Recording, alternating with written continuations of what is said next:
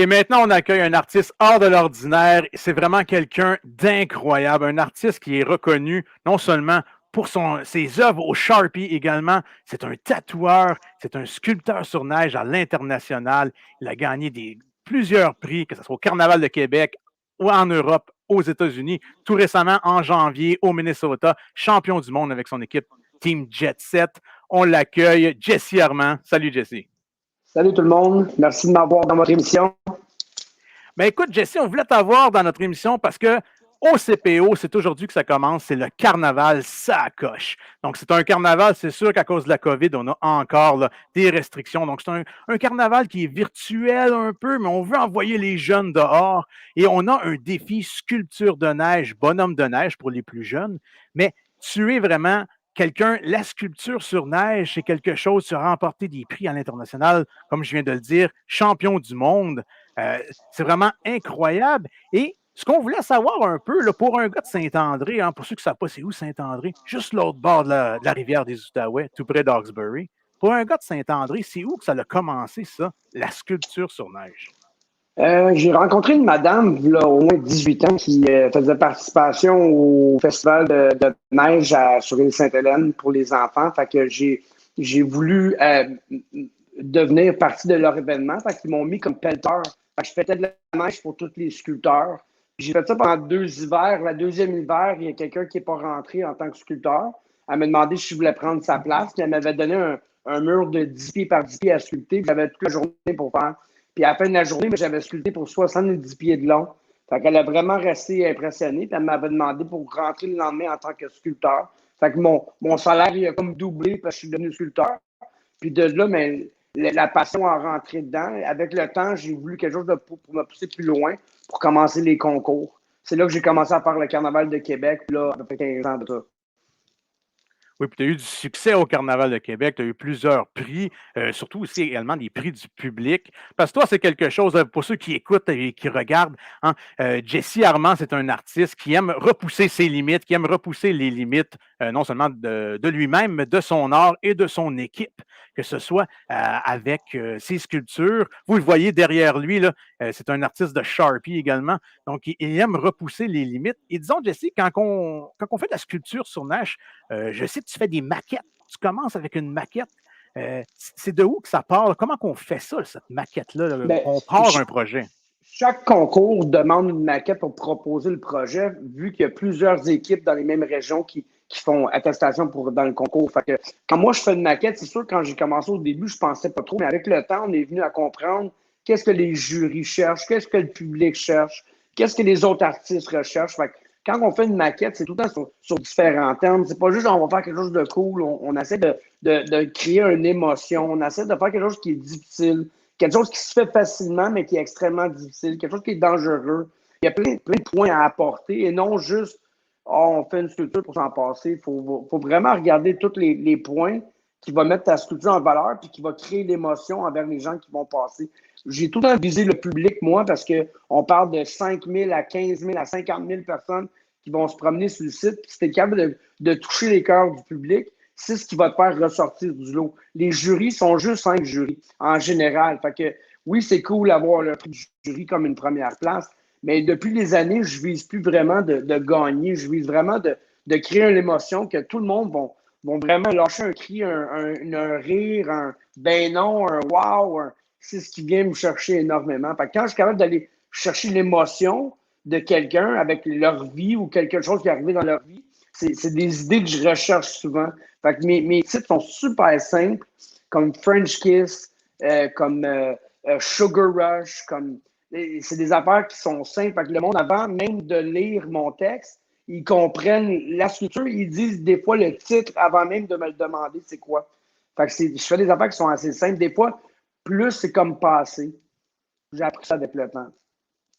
Et là, il y a des enseignants, il y a des élèves qui t'écoutent, qui se disent Ah, ça a l'air simple, là, mais ça ne l'est pas tant que ça. Donc, s'il y a une classe, là, cette semaine, ils veulent lancer leur projet, ils veulent faire une sculpture dans la classe. Donc, est-ce qu'ils peuvent faire une petite maquette? Comment là, qu'ils pourraient faire ça là, dans la classe? Là?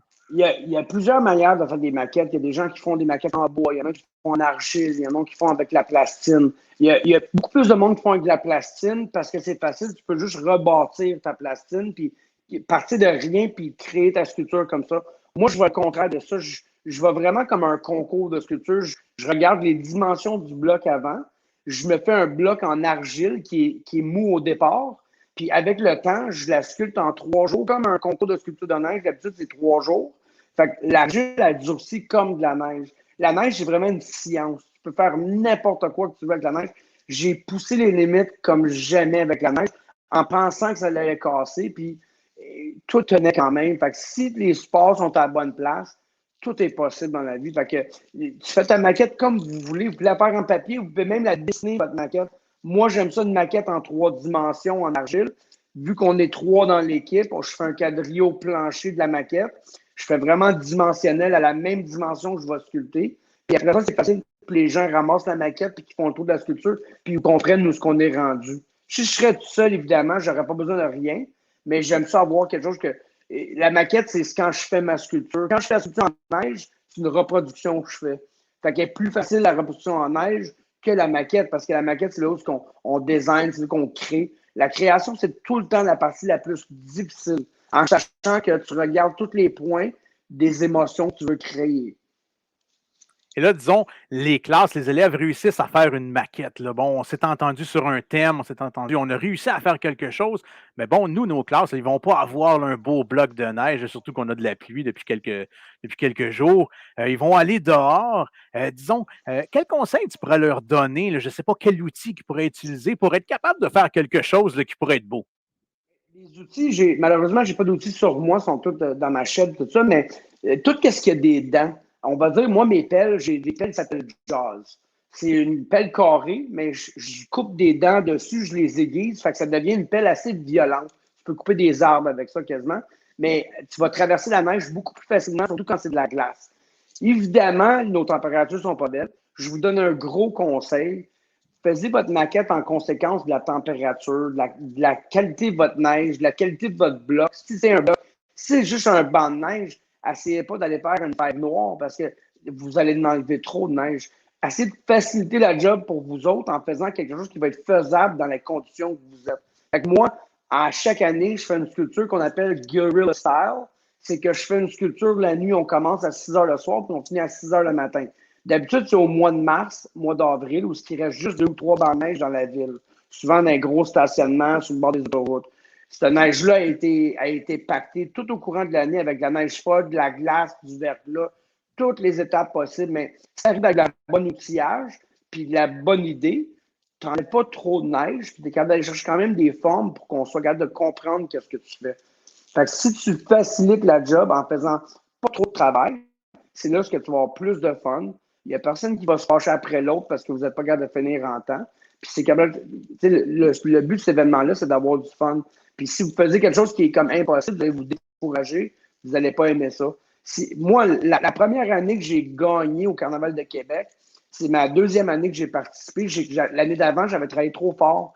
J'ai travaillé quelque chose que c'était compliqué à comprendre. Personne ne comprenait. Notre titre, c'était trop artistique pour faire des fleurs puis des scies. Fait que quand j'ai sauté ma deuxième année, j'ai fait une sculpture qui s'appelait Mange-moi. C'était une pomme avec la bouche ouverte et la langue sortie. C'est une sculpture qui nous a pris la moitié du temps à faire. Puis c'est la première fois dans l'histoire du Carnaval de Québec qu'une équipe gagne toutes les médailles. Nous, on a gagné ça, puis on a fait ça 6 années de suite au Carnaval de Québec. On a toutes remporté les médailles à grandeur parce qu'on se concentrait sur on est ici pour avoir du plaisir, puis on est ici pour que le public ait du plaisir. Puis si on fait quelque chose de trop difficile, on n'aura pas de plaisir. Puis comme d'épais, c'est quand il y a un concours, il y a tout le temps 3 équipes sur les 10 qui chicanent, puis qui ne sont pas satisfaits, puis qui chialent, puis qui sont fatigués, puis qui sont brûlés. Vous n'êtes pas les seuls là-dedans. Tout le monde est dans le même bateau. Fait que pensez-y comme il faut quand vous allez faire votre maquette. Dites, est-ce que c'est possible? On n'a pas d'expérience. Est-ce qu'on peut faire quelque chose qui va être facile puis le fun? Oui. Fait que concentrez-vous sur une bonne idée comme ça.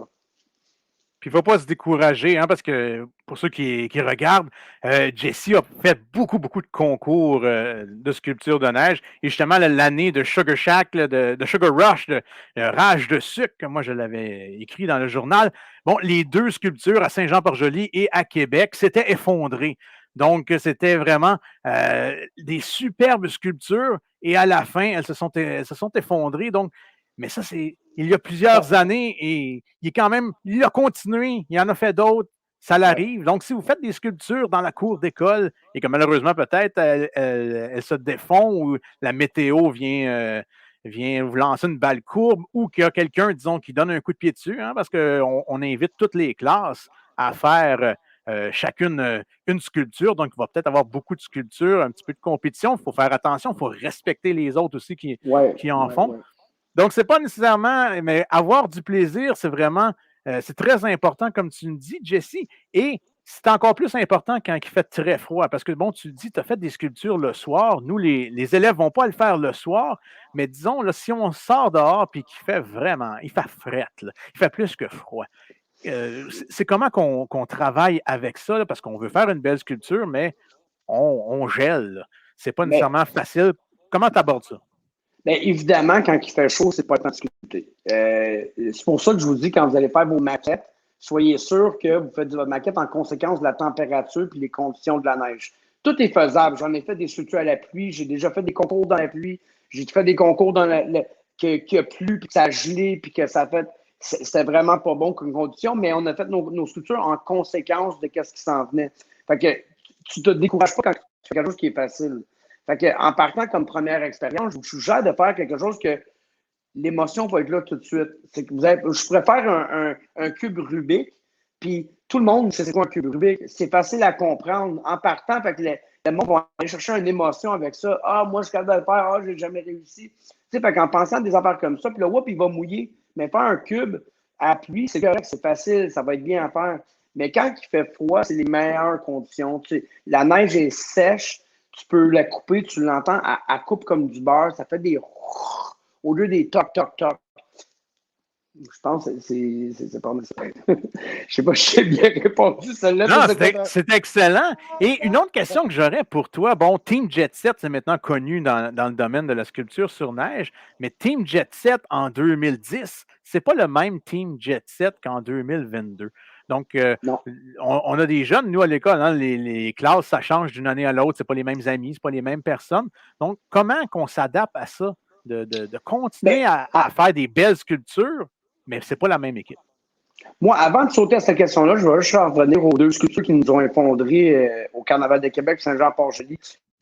Juste pour vous aviser, ces deux concours-là, c'est la même semaine.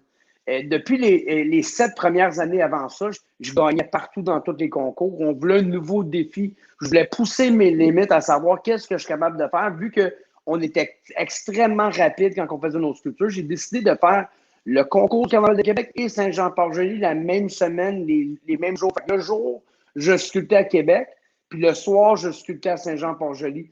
On était 3 dans l'équipe, puis juste moi se promenait d'un concours à l'autre pour rattraper. À la fin, on était trop rapide, on n'a pas laissé la neige geler assez.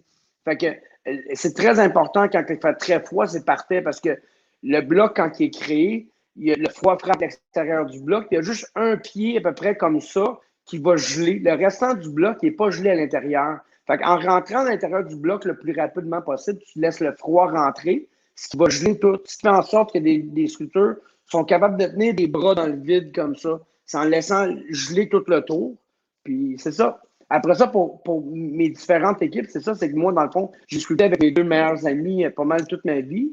Puis, là, 6 ans, quasiment 7 ans maintenant, mes amis, leur premier métier, c'était pas artiste. Il y avait un métier, fait qu'ils ne pouvaient plus prendre des journées off de travail comme ça à coup d'une semaine, 2 semaines. Puis moi, je voulais vraiment agrandir mon horizon.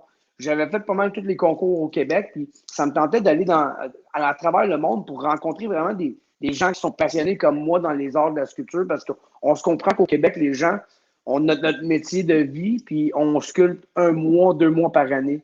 Tandis que quand on sort du Québec, on va dire peut-être plus au BC, en Chine, en Italie, en Suède, à Valois. C'est tous des temps que des gens, ils sculptent l'année, puis en plus, ils étudient à l'université là-dedans.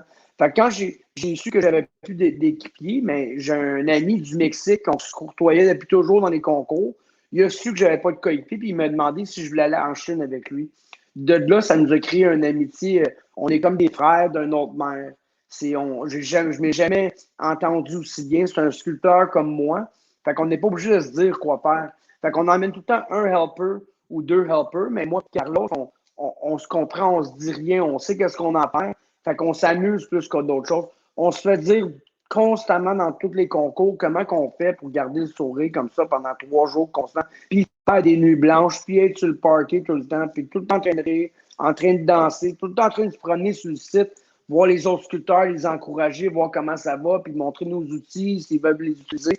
À chaque concours qu'on va, on se le fait dire comment vous faites. Mais mon premier but, moi, si je le fais pour mon plaisir, je refuse les jobs de sculpture sur neige parce que je ne veux pas mélanger ça avec mon travail. Ma passion, c'est vraiment de créer des idées que j'ai dans ma tête que je pense pas qu'ils peuvent tenir en neige, mais je pousse les limites au maximum pour voir où vraiment les limites de la neige. Ben, écoute, Jesse, merci beaucoup. C'est très inspirant. Et moi, ce que je retiens de ton dernier bloc, de ta dernière réponse, c'est vraiment, tu dis, tu vas voir les autres équipes, tu discutes avec les autres équipes. Donc, les classes, les élèves, les enseignants, ayez pas peur. Si vous êtes 3 classes à l'extérieur en train de faire 3 sculptures, on n'est pas là. C'est un défi sculpture, un défi bonhomme de neige. On n'est pas là pour gagner, on est là pour avoir du plaisir. On est là pour sortir dehors. Hein. La COVID nous a laissés en dedans trop longtemps. On veut avoir du plaisir. Donc, allez-y. Parlez aux autres classes. Ça peut vous motiver. Ils peuvent vous aider également. Donc, ça va être parfait.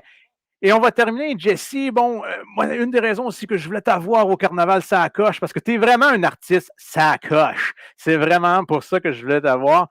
Quand on parle, que ce soit les tatous, quand on parle le Sharpie, pour ceux, là, on va vous montrer des images, là, ceux qui regardent. Jesse est allé partout dans le monde pour faire du Sharpie. Moi, je me rappelle, quand je travaillais au journal, Jesse commençait le Sharpie sur des véhicules, sur des bateaux. Maintenant, il va partout dans le monde pour en faire. Donc, c'est vraiment, il a pris sa passion et il l'a amené, je ne veux pas dire au 7e ciel, mais il l'a amené vraiment très loin et il continue de le faire, même s'il est dans la jeune quarantaine. Et peut-être en terminant, Jesse, c'est quoi qui te pousse encore à continuer vraiment d'aller encore plus loin? Là? Mais ma passion, moi, c'est les arts. Fait que je suis multidiscipline parce que je veux pas me tanner de ce que je fais. Je veux tout le temps être heureux. Je pense que quand on fait un travail répétitif, on vient qu'on trouve le bout puis on veut faire d'autres choses. Fait que j'ai jamais été capable de me concentrer à faire juste de la sculpture ou juste des murales, juste du crayon feutre. J'ai vraiment évolué ça à dire, je vais faire ce qui me tente puis qu'est-ce qui me pousse à être inspiré. Fait que moi, dans le fond, c'est pas des projets qui sont payants qui m'inspirent le plus, c'est des projets intéressants qui m'inspirent le plus. Fait que qu'est-ce qui va me mettre en valeur? Et les arts aujourd'hui m'ont apporté partout dans le monde. Là, 10 ans, j'aurais jamais pensé que je me retrouvais au Mexique pour faire une sculpture de foin. Je n'aurais jamais pensé que j'aurais été jusqu'à Harbin en Chine, où c'est le plus gros festival de glace et neige au monde, où ce que tous les plus gros sculpteurs sont. Mais à force de faire ce que j'aime, ça m'a apporté à ça. Aujourd'hui, j'ai eu un téléphone, un email par la plus grosse compagnie de murales à Montréal qui voudrait travailler avec moi cet été. Pour moi, c'est comme rentrer dans la Ligue nationale de hockey. C'est fou. Mais j'ai toujours pensé que moi, je les appellerais pour avoir un contrat. Non, maintenant, c'est eux autres qui m'appellent, mais c'est juste parce qu'ils voient la passion en dedans de moi que je fais ça pour les bonnes raisons et non juste pour l'argent au bout de la ligne. Pour moi, concours ou argent, c'est pas ce qui me pousse. Vraiment, c'est ma passion. Puis l'émotion que je peux faire ressentir aux autres à travers mes arts. Fait que la passion pour les bonnes raisons, on retient tout ça pour être ça à coche. Merci beaucoup, Jesse. Ça me fait plaisir. Bonne chance à tout le monde. Il ne faut pas oublier que les sculptures sur neige, c'est un sport de vieux. C'est pas un sport de jeunes. Fait on a besoin de vous autres, la relève, pour recommencer les jeunes qui vont devenir les grands comme moi, dans le fond. Moi, j'ai commencé, j'avais 18 ans. Puis aujourd'hui, j'en ai 43. Puis je voyage partout dans le monde. Après un 20 ans, 25 ans, ça se réalise vraiment. Fait que c'est pareil pour vous autres. On a besoin de vous autres pour garder la cerise du sport de la sculpture sur neige. Fait que je vous le souhaite fort. Puis bonne chance encore. Parfait. Merci, Jesse.